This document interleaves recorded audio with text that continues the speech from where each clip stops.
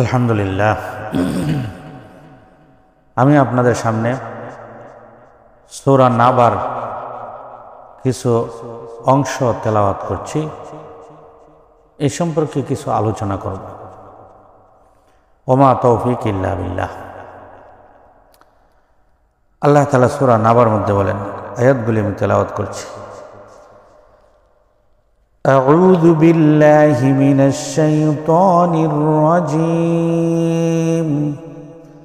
بسم الله الرحمن الرحيم.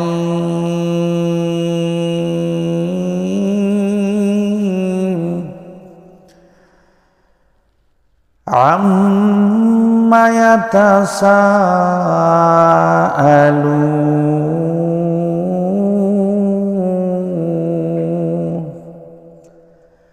عن النبأ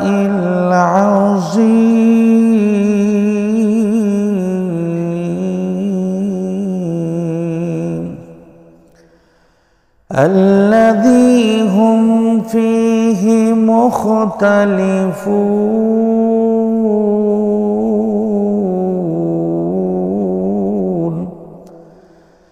كلا سيعلمون ثم كلا سيعلمون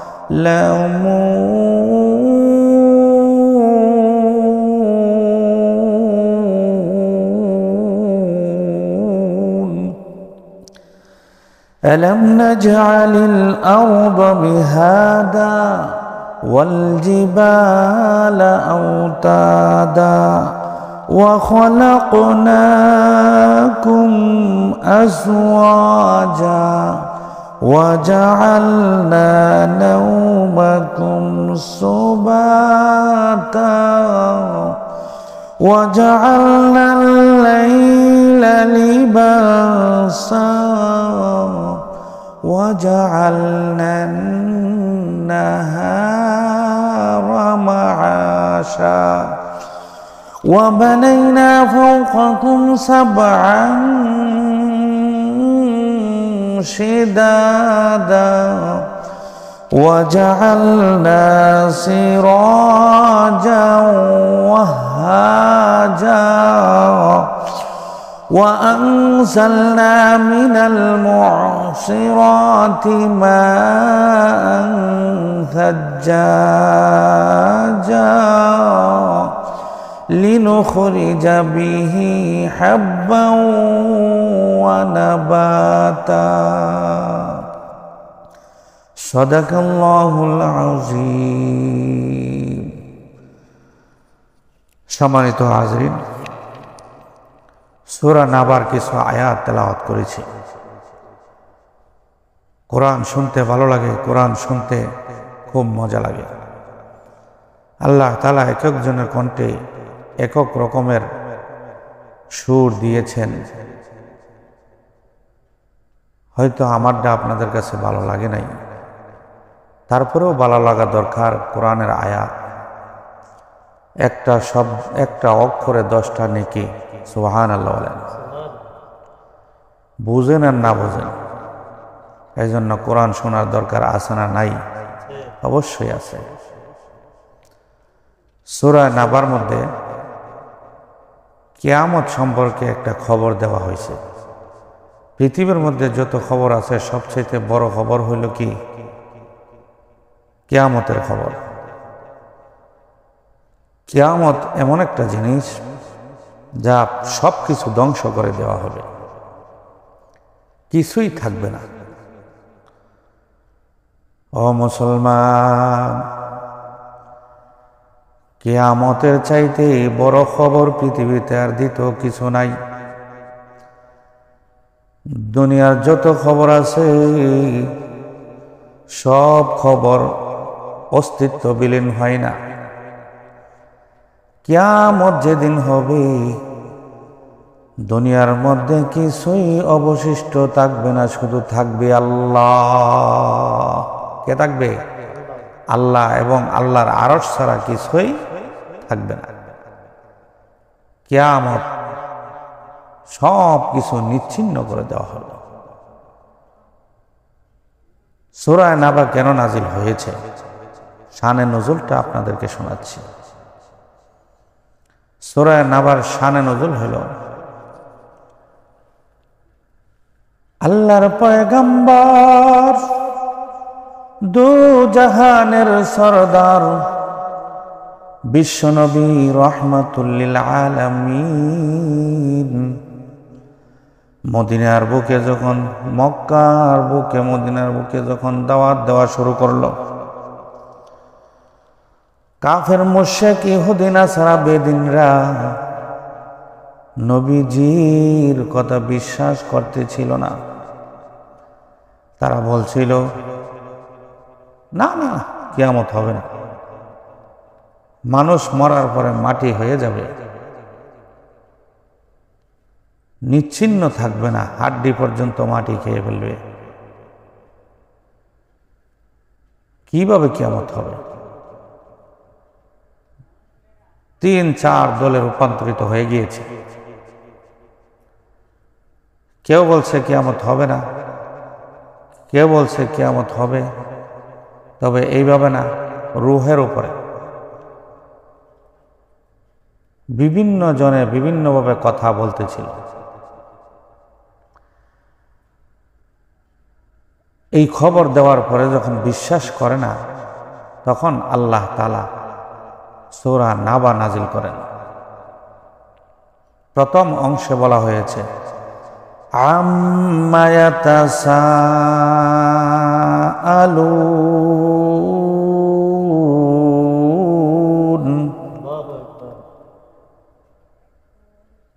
কোন বিষয় সম্পর্কে লোকেরা বলা বলি করছে, কাফের মুশরিকরা বলা বলি করছে, ওগো নবী তারা কোন বিষয়ের উপরে কথা বলছে? একজন আরেকজনকে প্রশ্ন করছে।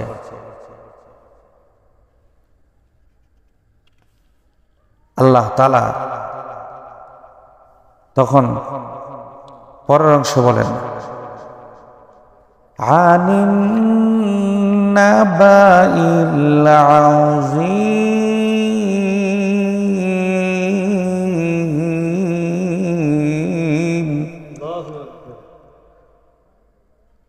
তারা ওই বড় খবর সম্পর্কে বলা বলি করছে। কোন বড় সংবাদ? কিয়ামতের বড় সংবাদ। কিয়ামতের সংবাদ হইল সবচাইতে বড় সংবাদ, বড় খবর। এই বড় খবর নিয়ে তারা একজন আরেকজনের সাথে কি করছে? আলোচনা করছে। কেউ বলছে কিয়ামত বিশ্বাস করছে না, কেউ বলছে কিয়ামত হইলেও ওইভাবে না, কেউ বলছে কিয়ামত আবার কি? الذي هم فيه مختلفون,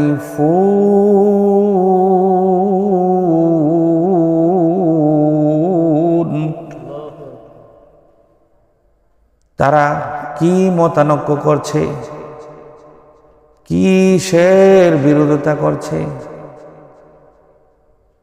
তারা কিয়ামতকে বিশ্বাস করছে না, কিয়ামতের খবর নিয়ে তারা মতানৈক্য করছে।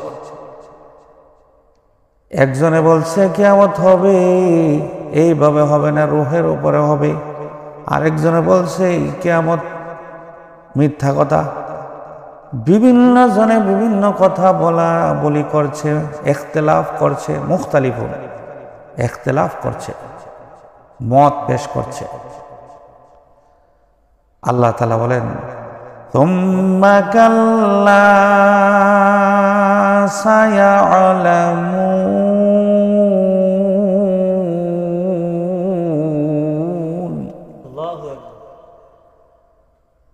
ওগো নবীজি আপনি বলে দেন সুম্মা কাল্লা সায়ালামুন, অতঃপর অচিরেই কিয়ামতের আসবে, অচিরেই কিয়ামত আসবে। আসবে না এমন কোনো কথা নয়, কিয়ামত আসবে কিনা?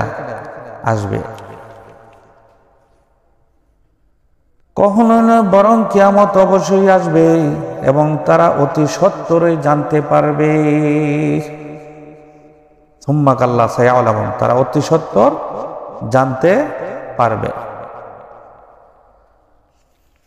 সুম্মা কাল্লা সায়ালামুন, কাল্লা সায়ালামুন, সুম্মা কাল্লা সায়ালামুন,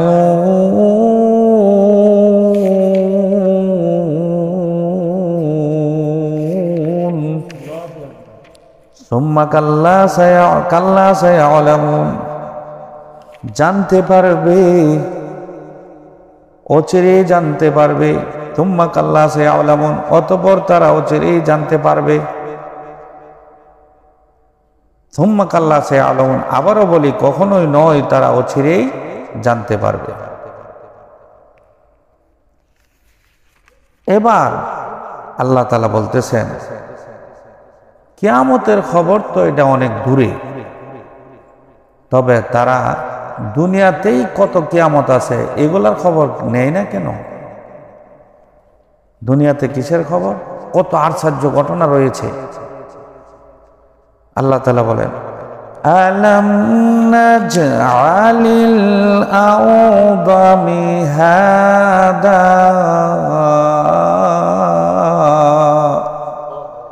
আমি কি ভূমিকে করিনি বিছানা? ভূমি মানে জমিন, এই জমিনকে বিছানা করিনি? এই জমিনকে যে এত সুন্দর করে বিছানা বানায় দিছি, এই জিনিসটা কি তারা দেখতে পারে না? এই জিনিসটা নিয়ে গবেষণা করতে পারে না? কিয়ামতে তো সব ধ্বংস হয়ে যাবে, এটা নিয়ে তারা মতানক্য করছে। কিন্তু আরো কত নিয়ামত যে আমি দুনিয়াতে সৃষ্টি করেছি, এইগুলো নিয়ে তারা গবেষণা করে না? জমিন, একটা জমিনকে যদি আমি বিছানার মতো বানাইতে পারি, তাহলে কিয়ামতকে আমি পারবো না দিতে? অবশ্যই পারবে।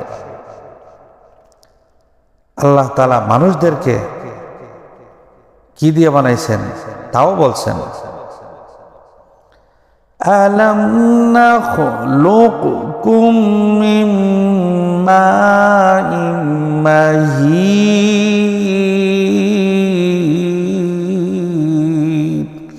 আমি কি তোমাদেরকে তুচ্ছ পানি দ্বারা সৃষ্টি করিনি? এমন একটা পানি দ্বারা সৃষ্টি করেছি যেই পানিটার কোনো মূল্য নাই।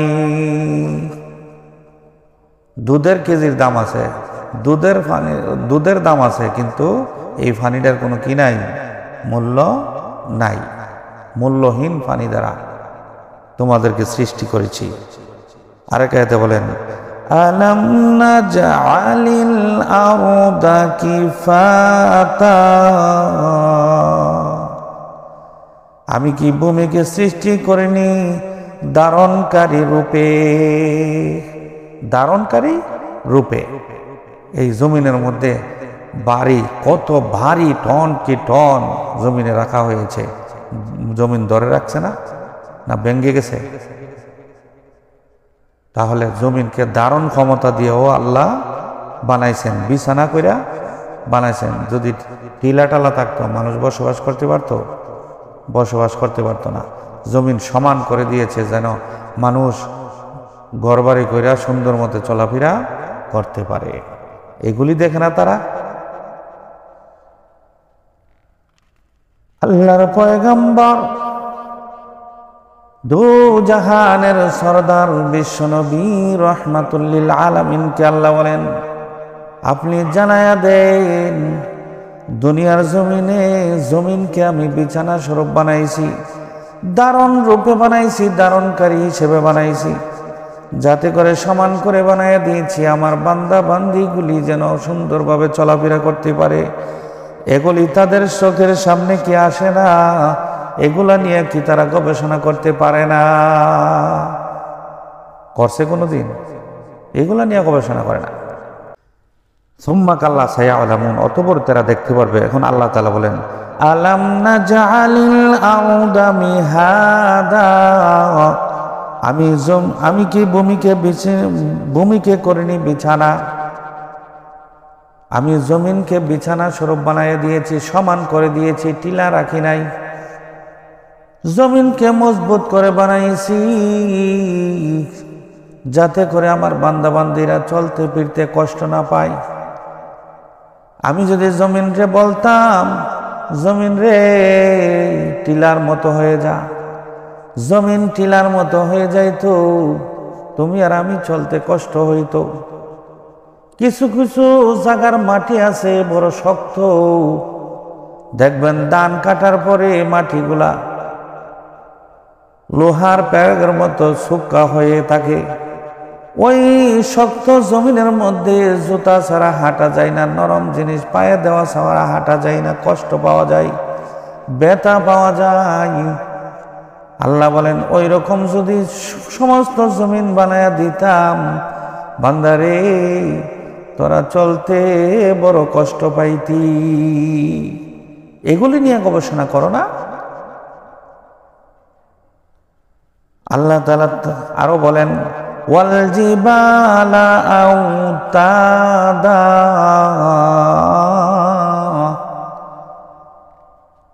আমি পর্বত সমূহকে পেরেক রূপে ব্যবহার করেছি, যে পর্বতগুলা জমিনের মধ্যে রাখছি যাতে জমিন না নড়তে পারে, জমিন যেন ধ্বংস না হয়ে যায়। খুঁটা গেড়ে দিয়েছি পাহাড় দিয়া। ও আমার বান্দাবান্দিরা, এগুলা নিয়ে চিন্তা কেন করো না? আমি যদি জমিনকে আটকাইবার জন্য পাহাড় বানাইতে পারি, তাহলে কি কিয়ামত করতে, দুনিয়া ধ্বংস করতে কি আমি পারবো না? এই কাজটা যদি আমি পারি, তো কিয়ামতটা পারবো না? শুধু তাই নয়, ওয়া খালাকনাকুম আজওয়াজা, আর আমি তোমাদেরকে সৃষ্টি করেছি জোড়াই জোড়াই। জোড়াই জোড়াই মানে নারী আর পুরুষ, নারীও দিয়েছি পুরুষও দিয়েছি। সর্বপ্রথম বানাইছিলাম আদম আলাইহিস সালামকে। আল্লাহ আদম নবীকে সৃষ্টি করেছেন, বেহেশতের মধ্যে দিয়েছেন এত বালাখানা শান্তি আরামায়েশ, যে বেহেশত দুনিয়ার কোনো মানুষ দেখে নাই। বেহেশতে কি দিয়া সুন্দর বানাইব, এগুলা দুনিয়ার ইট নয়, দুনিয়ার পাথর নয়, যা কল্পনার ভিতরেও তোমার আসে না, এত সুন্দর সুন্দর জিনিস দিয়া বেহেশত বানাইব। আদম আলাইহিস সালামকে রাখার পরে এত সুন্দর বালাখানা দেখার পরেও তার ভালো লাগে না। আল্লাহ বলেন ভালো লাগে না, বুঝতে পারছি, সঙ্গী লাগবো। আল্লাহ আমার মা হাওয়া আলাইহিস সালামকে সৃষ্টি করলেন, ঠিক কিনা? সঙ্গী বানায় দিছে। আমরা সঙ্গী ছাড়া চলতে পারি না। এই জন্য আল্লাহ বলেন তোমাদেরকে আমি বানাইছি জোড়াই জোড়াই, নারী এবং পুরুষ, যেন একজন আরেকজনের দুঃখ, একজন আরেকজনের কষ্ট স্বীকার করতে পারো, একজন আরেকজনের কাছে বলতে পারো মনের দুঃখ। এগুলি দেখো না, জোড়াই জোড়াই মানুষ বানাই তারি কিয়ামত, এটা কি আমার জন্য কঠিন হয়ে গেছে? শুধু তাই নয় রে বান্দা, আল্লাহ তাআলা পরের অংশ বলেন ওয়াজআলনা নাওমাকুম সুবাতা,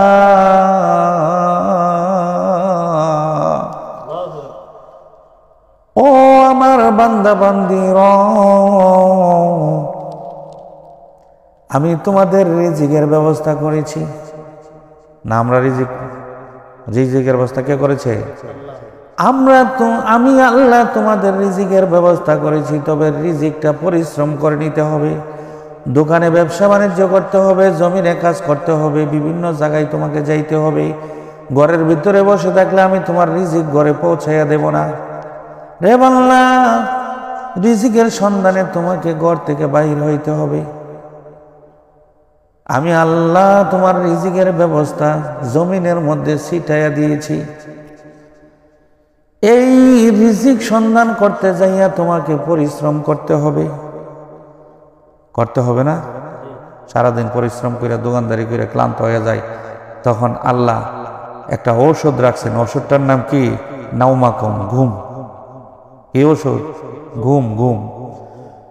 এই কথাটাই বলছেন, ওয়াজআলনা নাউমাকুম সুবাতা। তোমরা যখন ক্লান্ত হয়ে যাবে, তোমরা যখন ক্লান্ত হওয়ার পরে যখন শরীর আর চলবে না, তখন আমি আল্লাহ বিশ্রামের ব্যবস্থা করেছি।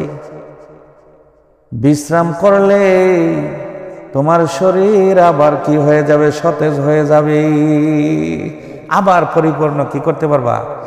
পরিশ্রম করতে পারবা। এইটা দেখো না, আমি যদি বিশ্রামকে তোমাদের ঔষধ বানাইতে পারি, তোমরা বিশ্রাম করলে তোমাদের ক্লান্তি সব দূর হয়ে আবার তুমি সতেজ হয়ে যাও, এই কাজটা যদি আমি করতে পারি, তো কিয়ামতটা পারতাম না? শুধু তাই নরে বান্দা, পরের অংশ বলেন, ওয়াজআলনাল লাইলা লিবাসা।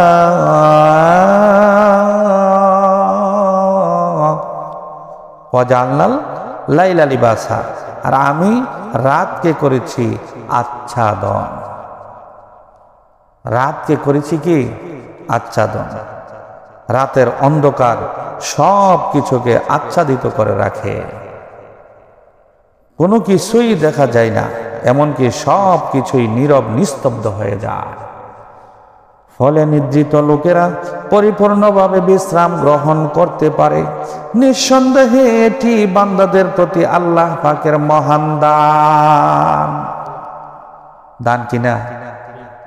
দিনের বেলা নিদ্রা গেলে, ঘুমাইলে বিশ্রাম হবে, দিনের বেলা বিশ্রাম কিন্তু হয় না। আল্লাহ রাত বানাইছে কিসের জন্য? বিশ্রামের জন্য। বিশ্রামের জন্য যদি আল্লাহ রাত বানাই তারে, ও বান্দা বান্দিরা, আল্লাহ কি কিয়ামত দিতে পারে না? অবশ্যই পারে।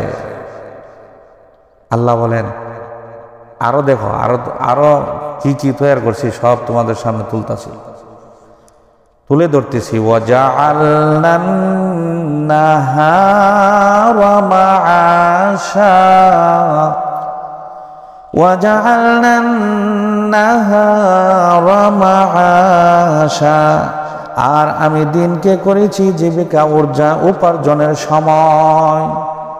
24 ঘন্টাকে যদি আমি রাত বানায় রাখতাম, তাহলে বিশ্রাম নিতাম, জীবিকা অর্জন। তোমার রিজিকের ব্যবস্থা কোন সময় করতা? তুমি দোকানদারি কোন সময় করতা? তুমি জমিন কিভাবে করতা? ও বান্দা, 24 ঘন্টার মধ্যে 12 ঘন্টাকে আমি দিন বানায়া দিয়েছি। এই দিনের বেলা তুমি জমিনে কাজ করবা, দোকানে কাজ করবা, তোমার রুজি রোজগারের সন্ধান করবা, তোমার খাবারের সন্ধান করবা।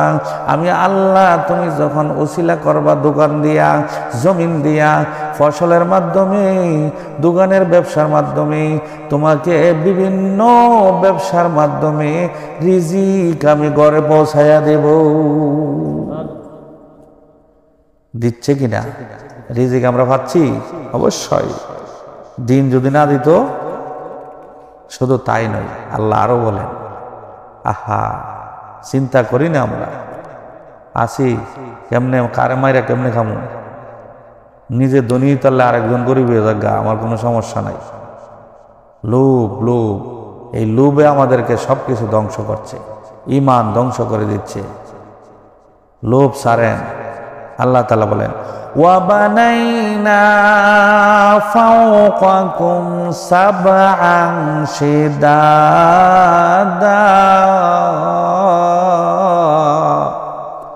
আল্লাহু আকবার। ফাওকাকুম সাবআন শিদাদা, আল্লাহ তাআলা 7 কয়টা বানাইছেন, আর তোমাদের উপর আমি তৈরি করেছি সুশক্ত 7টি আসমান। কয়টি আসমান? 7টি আসমান। আসমান উপরে না নিচে? উপরে। সাবআন শিদাদা, মজবুত করে, শক্ত করে। কয়টা আসমান বানাইছি? 7টা। দেখেন, একটারও কোটা নেই। ও মুসলমান, দুনিয়ার জমিনে একটা ঘর বানাইতে গেলে কয়েকটি টিন উপরে রাখার জন্য কত বাঁশ, কত খুঁটি, কত কিছু দেওয়া হয়। তথাপিও তুফানের ভয়ে মন দুর্বল হয়ে থাকে, কোন সময় ঘরটা উড়াইয়া নিয়ে যায়। আর 7টা আসমান ফোটাসবিহীন খুঁটি ছাড়া আল্লাহ উপরে ঝুলায় রাখছে। ও মুসলমান, এগুলি তোমার দেখে কি চিন্তা হয় না? এগুলি নিয়ে তুমি গবেষণা করো না? আল্লাহ যদি 7টা আসমান এইভাবে শক্ত করে বানায় রাখতে পারে, আর কিয়ামত দিয়া কি ধ্বংস করতে পারবে না? অবশ্যই পারবে। যেই আল্লাহ আসমান তৈরি করতে পারে, ওই আল্লাহ আসমান ধ্বংস করতে পারে। সোজা হিসাব। রে মুসলমান, আজকে ইমানের মধ্যে মজবুতি না থাকার কারণে এ ধরনের কথাগুলো বলতেছ। আমার আল্লাহ ইমান যাদের মজবুত তাদেরকেই কিয়ামতের ময়দানে জান্নাতের বাসিন্দা বানাবেন। যাদের ইমান মজবুত হবে না তারা জান্নাতে যেতে পারবে না। ঈমানওয়ালা ব্যক্তি সারা জান্নাতে প্রবেশ করতে পারবে না। ঈমানওয়ালা কারা? যারা অন্তর দিয়া বিশ্বাস করেছে, অন্তর দিয়া বিশ্বাস করে প্রমাণ করেছে, তারাই হলো ঈমানদার। তাদের জন্য বিশ্বাস করা এটা কোনো ব্যাপারই না। মৃত্যু হওয়া, কিয়ামত দেওয়া, আবার জীবিত করা, আবার আল্লাহ তাআলা 7টা জিনিস করেছেন। ইমানে মুজবালের ভিতরে আমরা পড়ছি আমানতু বিল্লাহি ওয়া মালাইকাতিহি ওয়া কুতুবিহি ওয়া রুসুলিহি ওয়াল ইয়াউমিল আখির ওয়াল কদরি খাইরিহি ওয়া শাররিহি মিনাল্লাহি তাআলা ওয়াল বা'থি বা'দাল মাউত। ঠিক কিনা? আল্লাহ তাআলা পরের অংশে বলেন, বান্দা আরো কিছু তৈরি করছে, শোনায় দেই তোমরা যেন ভুলে দাও। তোমরা তো আর কোরআন শরীফ পড়ো না, পড়ো। কোরআন শরীফ পড়লে পৃথিবীর সব কিছু কোরআনে দেওয়া আছে, কি কি জিনিস আল্লাহ সৃষ্টি করেছেন। وَجَعَلْنَا سِرَاجًا وَهَّاجًا।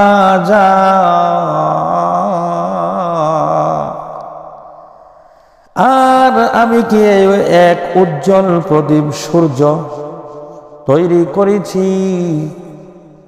আল্লাহ তাআলা আসমানের মধ্যে আসমান বানায়া শুধু শান্ত হয় নাই, আসমানের ভিতরে একটা সূর্য দিয়েছে, যেই সূর্যটা সারা পৃথিবীকে আলোকিত করে। দুনিয়ার জমিনে কারেন্ট বানাইছো, কতক্ষণ পরে পরে কারেন্ট চলে যায়, নিভিয়া যায়, অন্ধকার হয়ে যায় এলাকা।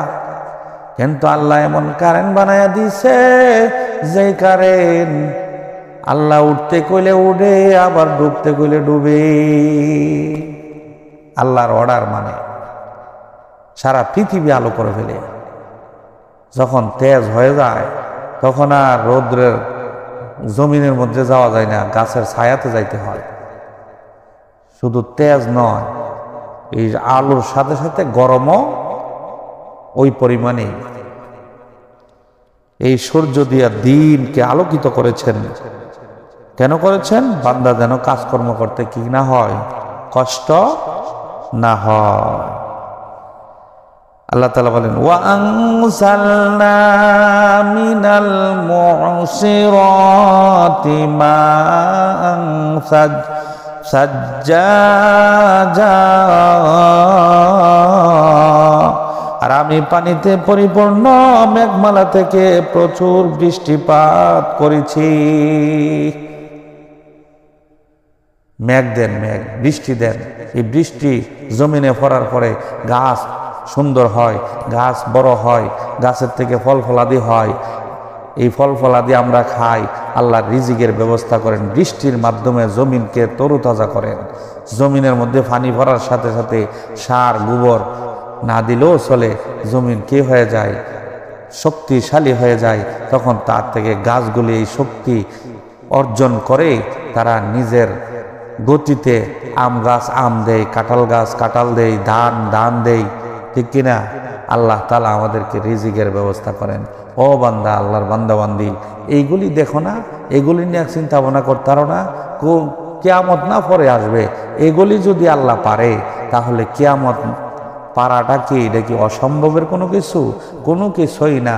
তোমার ঈমান নাই, তুমি ঈমানে দুর্বল, এই জন্য তোমার কাছে অবিশ্বাস লাগে।